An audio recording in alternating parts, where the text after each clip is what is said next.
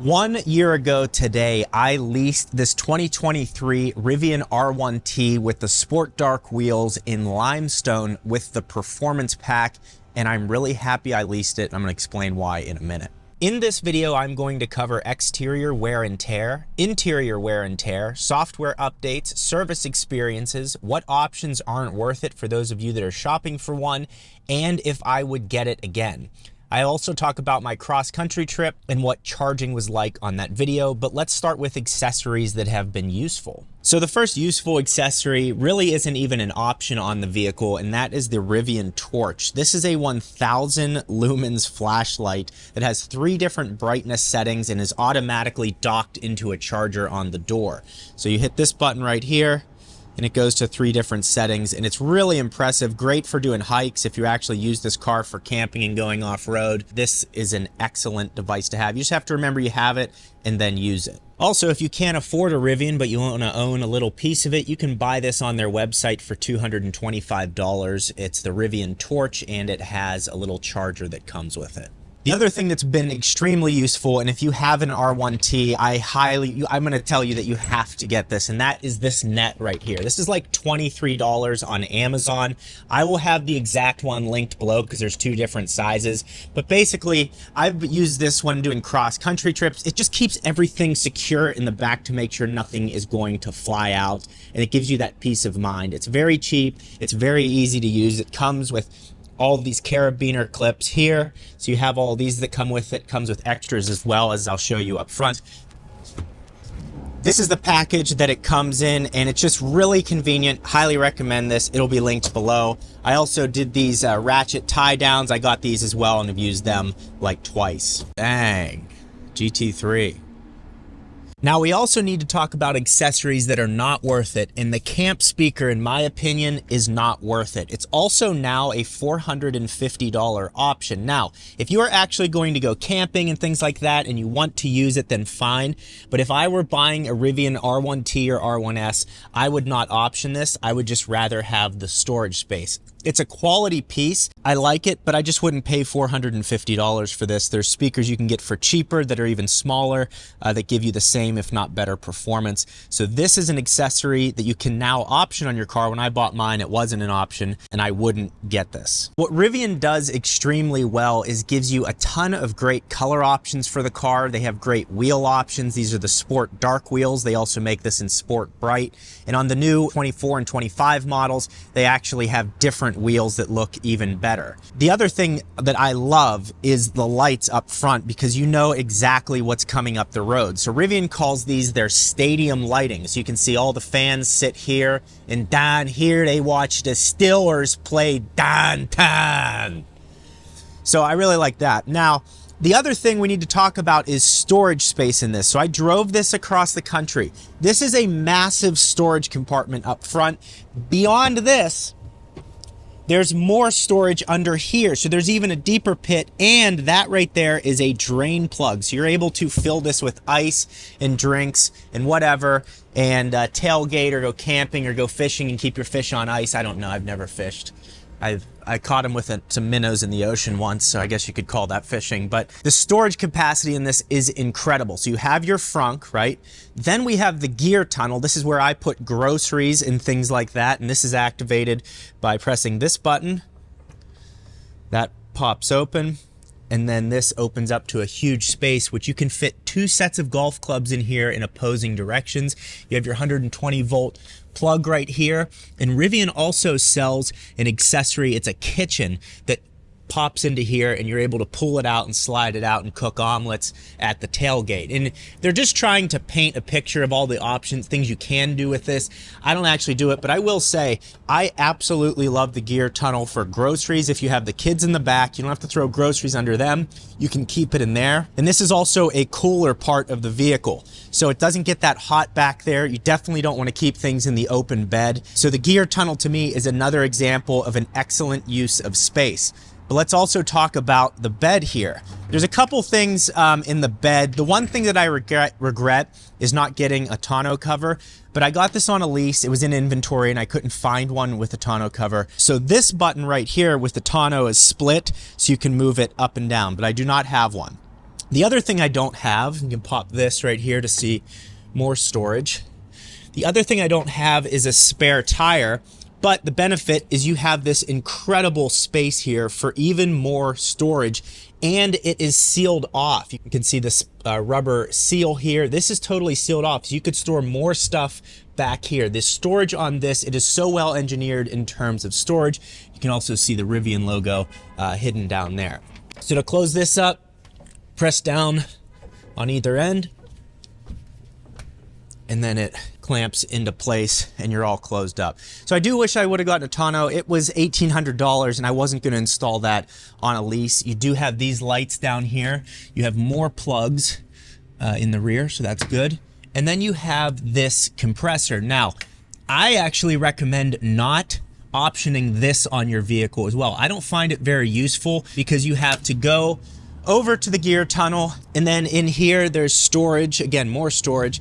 You have this compressor cable. The issue that I ran into is I set the PSI once or twice, this happened to me, and it didn't stop when it needed to. So I just use my mobile air compressors. The ones I use are from Fantic. That has actually been a better solution. So I would not option this. I just simply don't use it enough for it to be worth it. Now, on to the interior, and we'll talk about space in the back seat real quick. So I'm 6 feet tall. I will get into the back here, and you can see I have an insane amount of space. Yeah, I'm wearing my Christmas pants.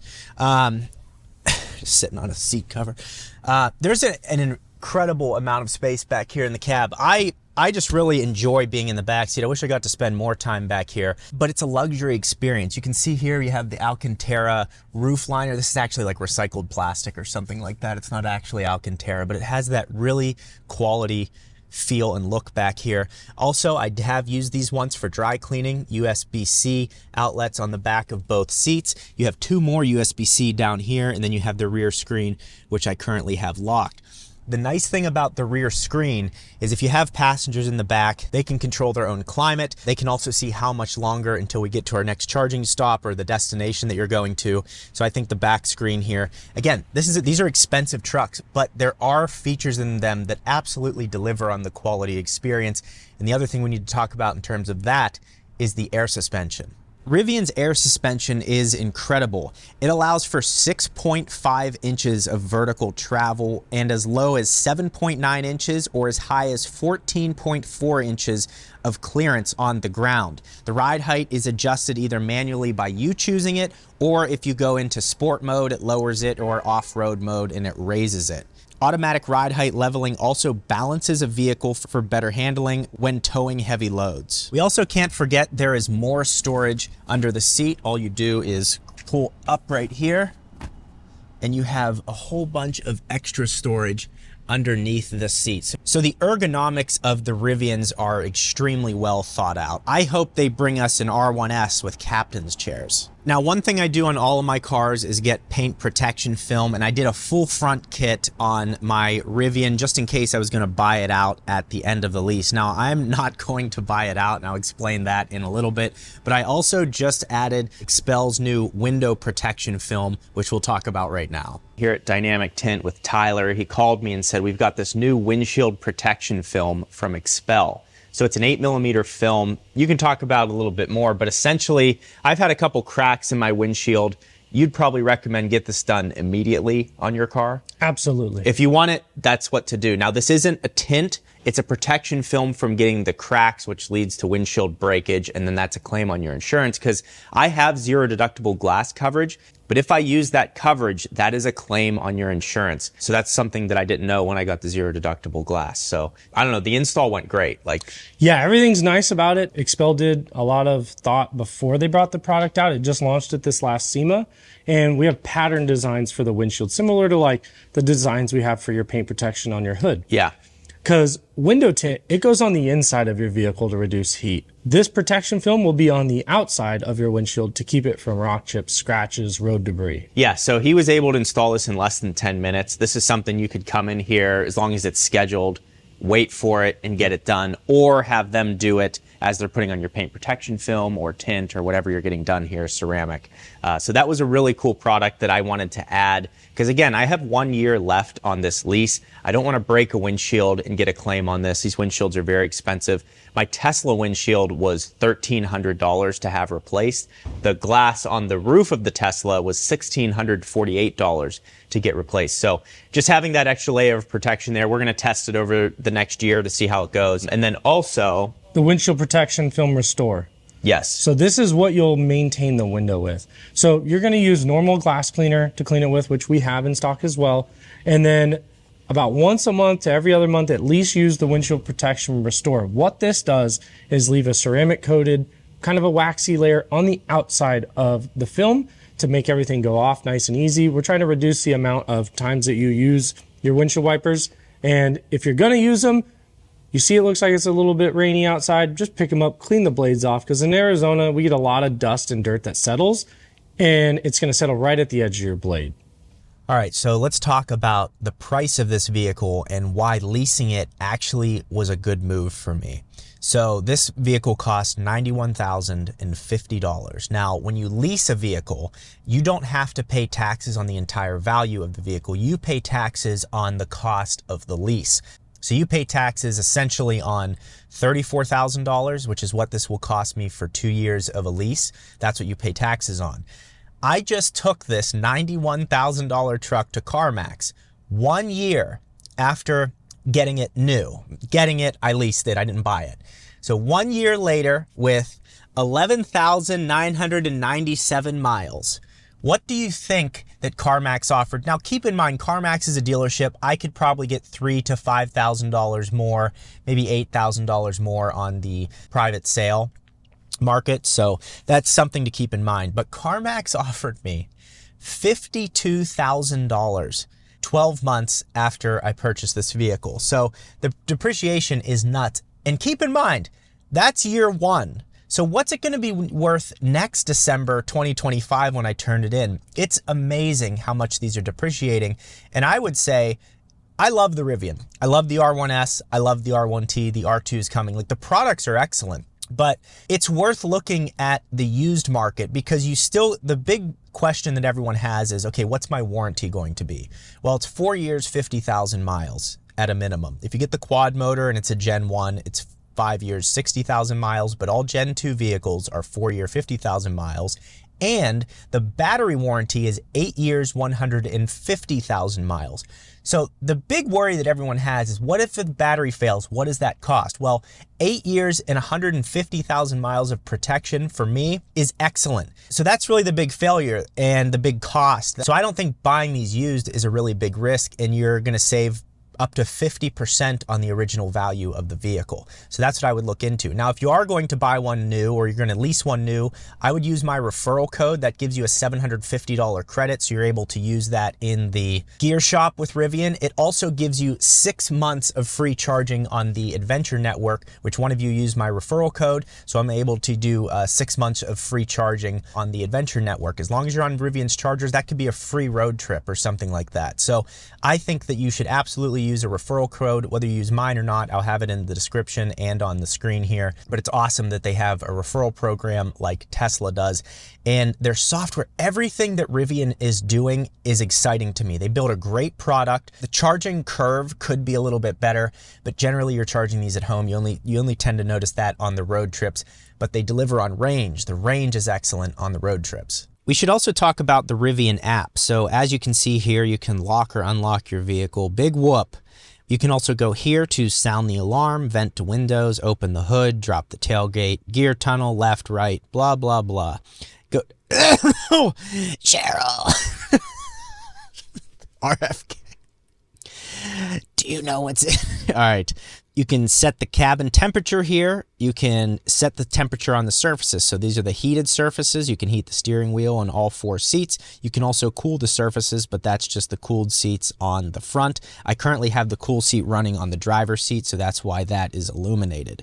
You can go down to energy here and set your charge levels. We drag this all the way to the end in all-purpose mode. You can see 340 miles on a full charge. I don't know why I can't drag it to 100. Guess I just got one of them fat thumbs.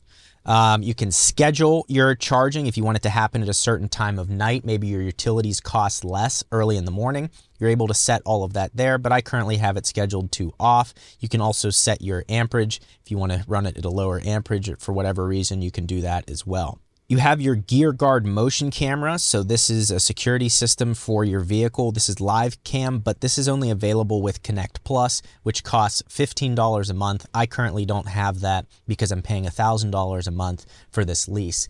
There's a lot of stupid people out there, they lease vehicles.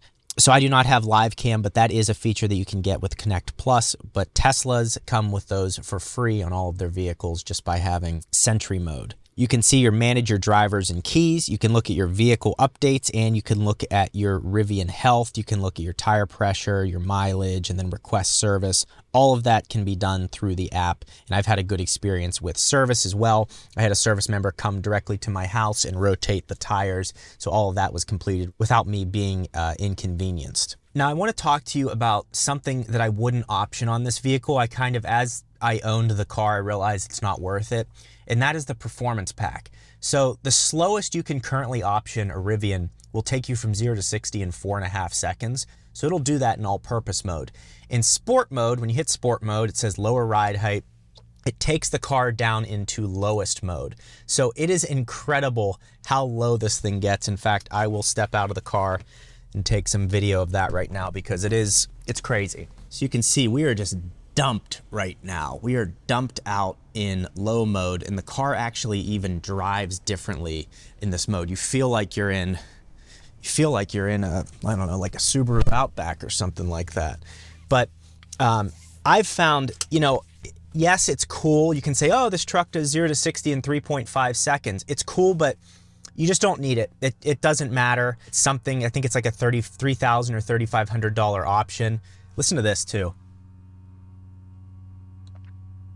I've heard other people talk about that. I'm not exactly sure what that sound is, but it's almost like it's the cooling system in the car trying to cool down the battery after a big charging session. So that's that. So that's another thing. Performance pack, it looks cool on paper.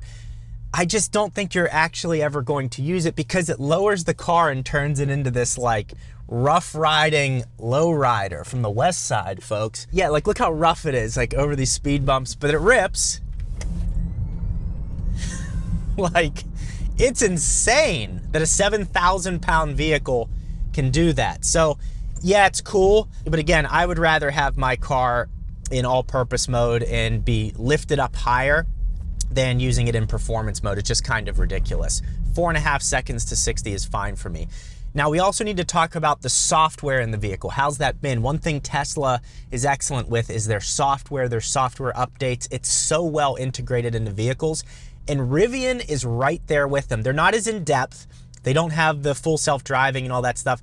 I personally don't care about full self-driving. I think it's cool, but it's not something that would lead me to buy a car because it has it, at least not right now.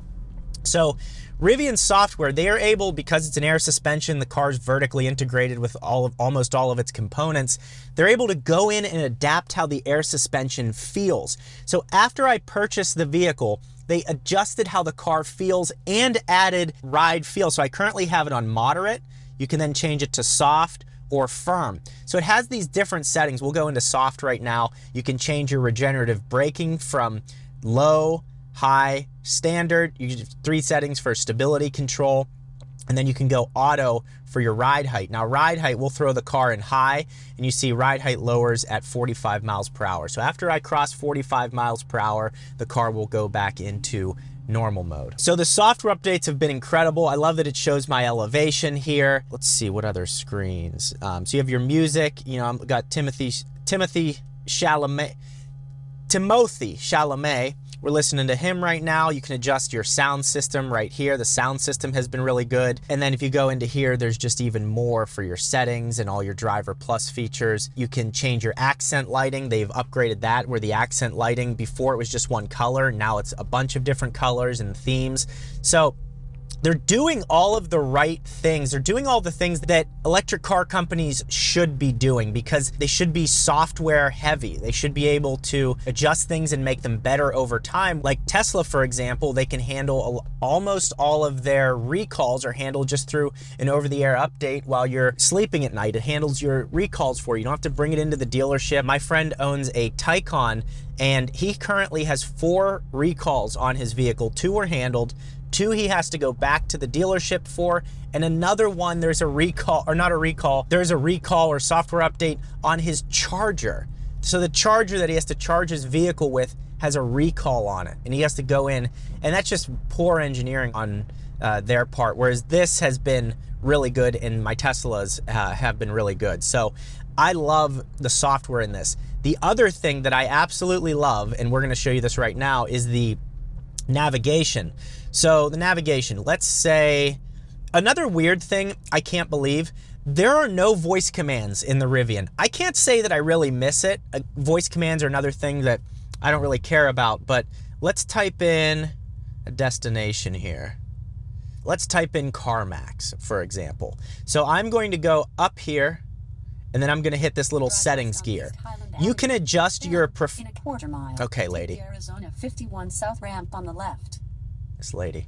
You can adjust your arrival state of charge, which is amazing. I keep mine really low because I'm comfortable doing that. You can also choose your preferred network. So my preferred networks are Rivian and Tesla because they are extremely reliable. You can also tap this. It says avoid sites that need an adapter, but I have an adapter, so that's totally fine. And all of this stays with the vehicle because you hit the other setting that says keep it like that every time as opposed to just this trip, or you can choose just this trip. So I really like how that has been integrated, but the navigation system itself. Take the Arizona 51 South ramp on the left. All right, lady, that was just an example. The navigation system itself isn't the best in terms of it takes you on some weird routes to get to destinations. My Tesla used to do that as well, but sometimes if I need to get somewhere quickly, I will rely on Apple Maps because I know it's going to know the right road closures and traffic patterns, where this has missed a lot of times. The driving experience of this is excellent. There is some NVH, so noise, vibration, harshness is what that stands for. Just the way when you hit certain bumps, it comes up through the wheel wells and into the cabin in a way that it shouldn't on a luxury sport truck like this. It just shouldn't sound like that. Now in the Gen 2 vehicles, keep in mind this is a Gen 1, the Gen 2 vehicles, they have apparently fixed or enhanced to this. So I'm happy about that. I'm also happy that 3D Mats came out with their floor mats and front covers for the R1S and the R1T. The coverage is incredible here. Now, let me show you on the floor mats. So with the stock floor mats in the Rivian, I think they actually look really cool, but the functionality of them, the dirt, if you're taking these off-road, if you're taking these camping, you're gonna get stuff all through the cabin. The 3D mats, and the reason that I use them on all of my cars is because of how well they fit and the bold design. So as you can see on the stock mat here, looks cool, but everything can just fall to the sides. But with these 3D mats, you have the bold design and the protection to keep water and dirt and everything inside of the floor mat as opposed to getting on the carpet of your vehicle, which can be a pain to get in. They look really good. They fit really good. They even come with these grommets here to fit to the OEM mounts. It looks incredible. These clean up really well. I've had it in my Model Y for 4 years now. They clean up and look brand new when you're done. The other thing to note is on the front of the Rivian, and again, they give you the option to customize these. So if you have a Rivian R1T or R1S, in the front here, you know you have more storage underneath, right? So you have this, and if you put the floor mat on, it blocks it. But that's why they leave this little notch right here. You can actually take a razor blade, and I'm gonna do that right now. You can cut this out. You can even cut these out if you want, so you can mount and keep this mesh net mounted here. So it keeps that mounted, but you can see that's covered up. But 3D Mats gives you the option to cut this out because some people don't have this in their car. So you can cut this out, and we're gonna go ahead and cut this out. That way we can still access the sub frunk. So if you want these floor mats from 3D Mats, I'll have them linked in the description as well as a discount code. The discount code is Gjeebs3D10. These are excellent. The fitment's really good, and they have the Max Spider technology, so that lets them stick without fraying the carpet underneath. Also, they have these for Toyota, Lexus, Honda, Tesla, Rivian. Porsche, whatever. They have them for all the brands. You can look on their website, and my discount code saves you on whatever car you're putting these in. So they're extremely durable. I'm comfortable promoting them because I've been working with them for over 4 years now. This is the most popular accessory on my YouTube channel, and they have been an excellent partner, and everyone seems to love them. So that's why I stick with them. That's why I don't go and take money from all of these other companies that want to throw money at you and say, hey, talk about our product. I just stay consistent with the brands I work with, and 3D Mats has been excellent. But just the experience, changing lanes, having 665 horsepower to just blow by people and drive the car with precision and have regenerative braking. There's not a lot of brake dust ever on this vehicle. That's another thing. It drives really well. The air suspension, adapting how firm or soft or high or low you want it to be. I love the adaptability. Also, when you get out of the vehicle, you'll hear it lowering. It does kneel mode. So when you get out of the car, it lowers to make it easier to get in and out of the vehicle. I just truly enjoy it. It's just engineered from the ground up very well as an EV. These other companies like BMW, I just drove the Charger, the Dodge Charger, the BMW i4, for example. Looks nice, drives nice, but very inefficient use of space. You can see they're just going off of, what they know from making gas vehicles, and they haven't made, that's not a great EV. It does drive well, but electric vehicles, there's advantages to not having an engine, and there's a ton of space that should open up, and they just design them like internal combustion cars. So I just feel like this is the total opposite of that. I do like the BMW iX though. That's appealing to me. Hits that used market for 50 grand. It's appealing. So Driver Plus is something that this has, which means when you double tap down, it locks into the lane. Now the downside of this, I'll put my turn signal on and I'll turn into the lanes and it'll break free. Once I center in this lane,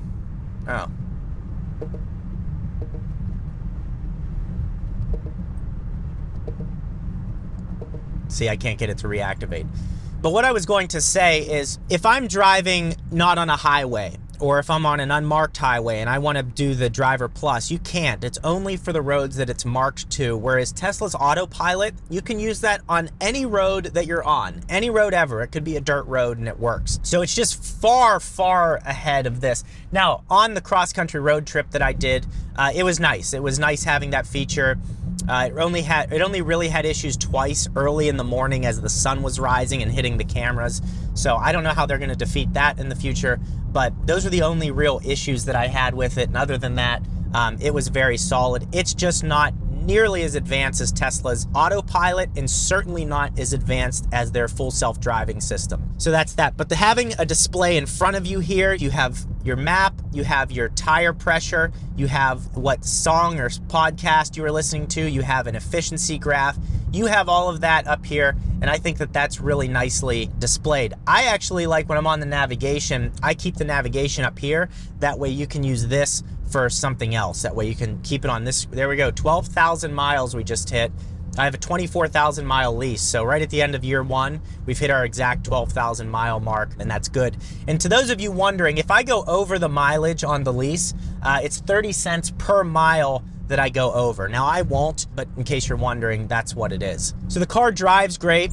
The software updates have been awesome. The storage is incredible. The performance and efficiency is incredible. What about the range? Is it delivering on range? The answer is yes. This thing can easily get over 300 miles of range. On a full battery, on a full tank of battery, it gets 341 miles of range in all-purpose mode. If you keep the suspension in auto mode, once you cross like 70 or 75 miles per hour, it will go into low mode, which makes the car run more efficiently. Now, the downside of that is, I guess what people have said, is because the car is sitting lower, you get more negative camber on the tires, which can wear the insides unevenly. So on my cross-country road trip, I put it into standard ride height a couple times for like 500 miles, and then I would go to low for 500 miles, just to get more even wear on the tires. Not that big of a deal, but just something to keep in mind. It does have heated and cooled seats, so the cooled seats are excellent, and you can remotely heat or cool your vehicle, turning on the cooled seats, turning on the heated steering wheel. You can do all of that from the Rivian app. The Rivian app has also been extremely useful, especially in Phoenix. It's 115 degrees outside, you have kids. You can leave the car cooled while you run into the grocery store, or if you come out, you want to go to the park, the car's been sitting outside, you can have it all cooled off by the time someone gets in here. When I grew up, you take that metal part of the seat belt and you would just scald yourself. Our kids won't have to deal with that anymore. Now, I've talked about this cross-country road trip a ton, and if you want to see me drive this Rivian across the country, click this video right here. It's over a 6,000-mile trip where I go to Pennsylvania, North Carolina, back to Arizona. You'll really enjoy this road trip video and the road trip series. Click it right here.